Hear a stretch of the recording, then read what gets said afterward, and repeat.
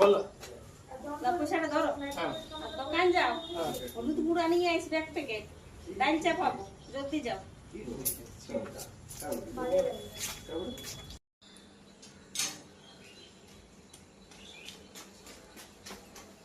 প্রতিমা প্রতিমা জলদি এসো। কি হলো আরে কি বলবো, কোন দোকানে হলুদ নাই। তাহলে কি করব ডালটা কি করে বসাবো বিনা হলুদে করতে হবে। এই শহরে মানে কি গাঁ ঘরে কোথাও বলছে যে হলুদ নাই, আর যখন থেকে হলুদের মালটা আইছে ওগুলো নাকি শেষ হয়ে গেছে।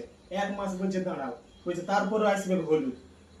তাহলে আর কি বিনা হলুদের ডাল খাবে তারপরে তরকারিও খাবে সবাই খাবে হ্যাঁ 1 মাস পর্যন্ত মানে সাদা খাবার খাইতে হবে বিনা হলুদে।